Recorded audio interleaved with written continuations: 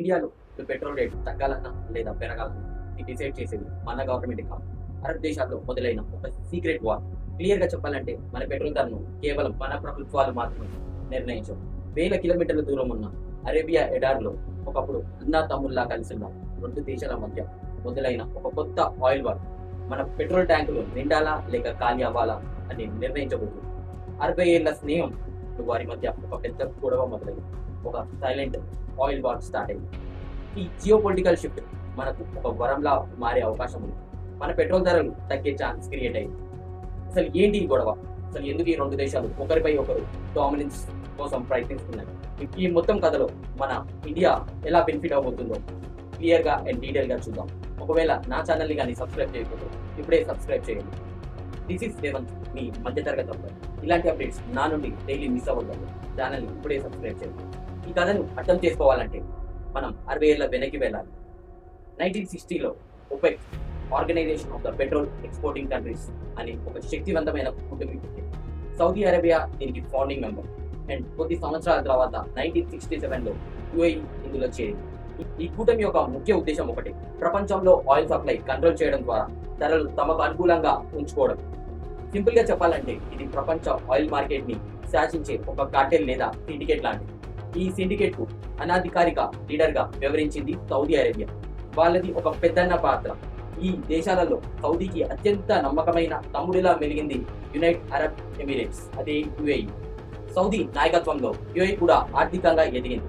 Dubai, Abu Dhabi వంటి నగరాలు global map లో మెరిశాయి.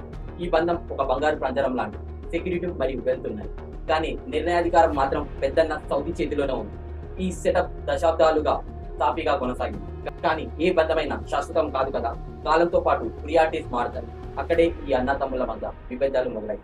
సౌదీ యుఏఈ మధ్య పెరుగుతున్న ఈ కాన్ఫ్లిక్ట్ కి అసలు కారణం భవిష్యత్తు మీద వాళ్ళకున్న డిఫరెంట్ ఒపీనియన్స్. మొదటిగా యుఏఈ పాయింట్ ఆఫ్ వ్యూలో చూద్దాం. యుఏఈ లీడర్స్ చాలా ముందు చూపున్నవారు. వాళ్ళు ఒక నిజాన్ని గ్రహించారు. అదేంటంటే ఆయిల్ ఇస్ నాట్ పర్మనెంట్.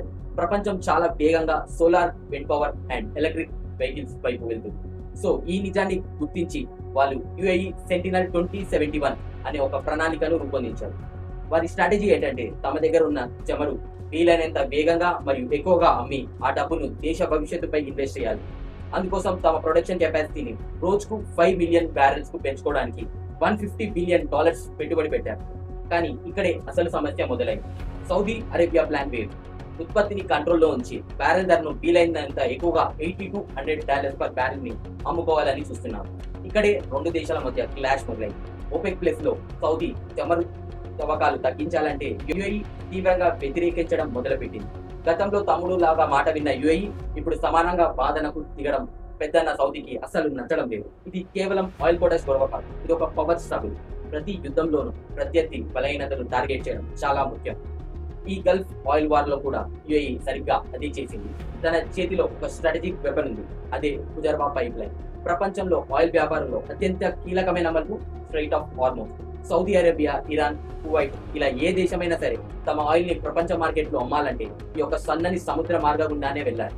ఇక్కడే అసలు ట్విస్ట్ ఏంటంటే ఈ దారికి సరిగ్గా ఎదురుగా ఇరాన్ కూర్చొని ఉంటుంది. ఒకవేళ యుద్ధం కానీ తీవ్రంగా మారితే స్ట్రైట్ ఆఫ్ హార్మోజ్ ని బ్లాక్ చేస్తుంది.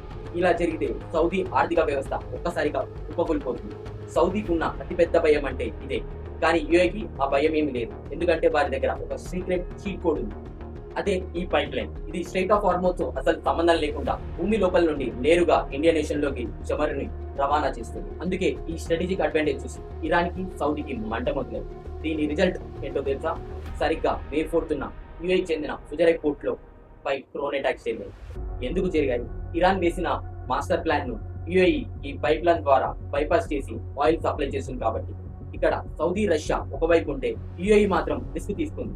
వారు తమ భవిష్యత్తు కోసం సౌదీ, రష్యా కూటమి కంటే ఇండియా అండ్ ద బెస్ట్ తో ఉండడమే సేఫ్ అని ఫిక్స్ అయిపోయారు. అందుకే ఒపెక్ నుండి ధైర్యంగా బయటకు వచ్చి తన సొంత రూట్ లో, తన సొంత రేట్లలో ఇండియా లాంటి దేశాలకు ఆయిల్ అమ్మడానికి సిద్ధమైంది. ఇది కేవలం వ్యాపారం మాత్రం కాదు, ఇది యుఏఈ ఆడుతున్న ఒక సర్వైవల్ రేస్. ఇప్పుడు మనకి డౌట్ రావచ్చు, గల్ఫ్ లో ఈ ఇద్దరు గొడవ పడుతుంటే మనకేంటి లాభమని.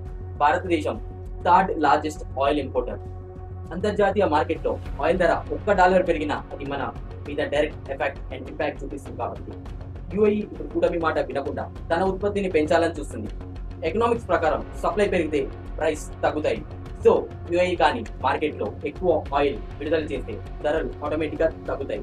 సో ఇండియా లాంటి దేశాల్లో పెట్రోల్ లీటర్ 5 నుండి 10 రూపాయల వరకు తగ్గే అవకాశం చాలా ఉంది. అండ్ ఇందులో మనకి బెనిఫిట్ ఏంటంటే యుఐ ఇండియాకున్న ఒక స్ట్రాటజిక్ పార్ట్నర్. సో ఒకవేళ యుఐతో డీల్ చేయాలంటే మనం డాలర్ తో కాకుండా మన రూపీస్ తోనే మనం పే చేయొచ్చు. సౌదీ కంటే యుఐ ఈ విషయంలో మనకు చాలా ఎక్కువ సహకరిస్తుంది. ఎక్కడో అరేబియా ఎడారిలో మొదలైన ఒక్క ఆయిల్ గేమ్ మన పెట్రోల్ బంక్ వరకు ఎలా ప్రభావితం చూపిస్తుందో, ఒకవైపు తన ఆధిపత్యాన్ని కాపాడాలనుకుంటున్న ఒక దేశం సౌదీ అండ్ మరోవైపు తన భవిష్యత్తు కోసం సిద్ధమవుతున్న దేశం యుఐ.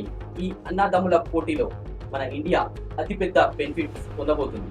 సో దీనిపై మీ అభిప్రాయం ఏంటి? నిజంగానే ఈ OPEC ఎగ్జిట్ వల్ల మన పెట్రోల్ ధరలు తగ్గుతాయని మీరు నమ్ముతున్నారా? మీ ఆలోచన ఏంటో కింద కామెంట్స్ లో తెలపండి.